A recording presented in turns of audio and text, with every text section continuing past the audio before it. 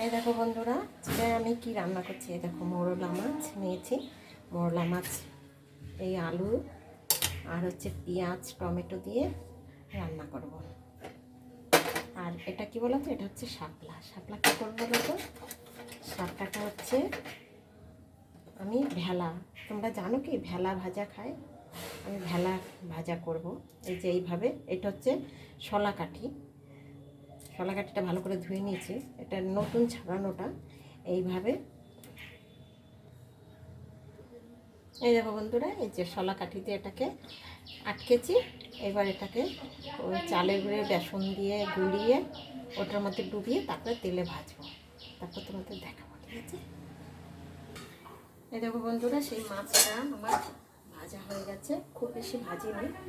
কড়াইতে তেল দিয়েছি, তোমাদের দেখাতে পারছি না ওখান থেকে। তেল দিয়ে ওর মধ্যে দিয়েছি কালো জিরে, এখন দেবো এই পেঁয়াজ। পেঁয়াজটা দেবো,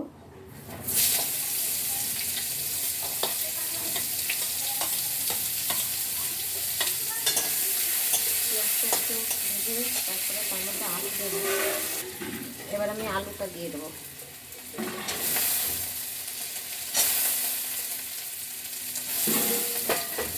দেখো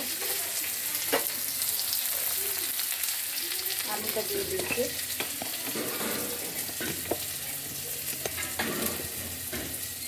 আলুটা দিয়ে দিয়েছি,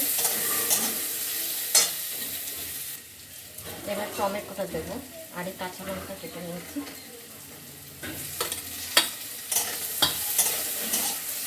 এবার যা যা দেওয়া নুন হলে দিয়ে দেবো।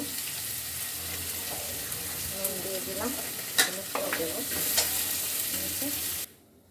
এই দেখো ওইদিকে তো মাছটা হচ্ছে, আর হচ্ছে এই সেই শাপলার ভেলার জন্য এখানে চালের গুঁড়ো বেসন হলুদ নুন দিয়ে গুলিয়ে নিয়েছি। এইবার এর মধ্যে এগুলো চুবিয়ে, আর এখানে আমি কড়াইতে তেল বসিয়ে দিয়েছি। এবার চুবিয়ে এই দেখো এরকম করে ভেজে তোমাদের দেখাচ্ছি। এই দেখো, এবার এটা আমি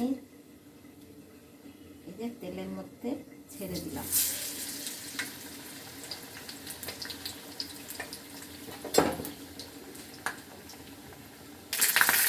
এই দেখো বন্ধুরা, আমার মাছের তরকারিটা হয়ে গেছে, আমি দিয়ে দেবো। আর সেই ভাজা ভাজা হচ্ছে। এই দেখো আমার দুটো ভাজা হয়ে গেছে, এগুলো ডালের সাথে খাবে খুব ভালো লাগে।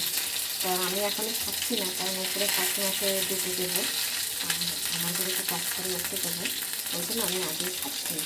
ঠিক আছে, কেমন হয়েছে আমার ভেলা ভাজা আর মাছের তরকারিটা জানাবে কমেন্টে।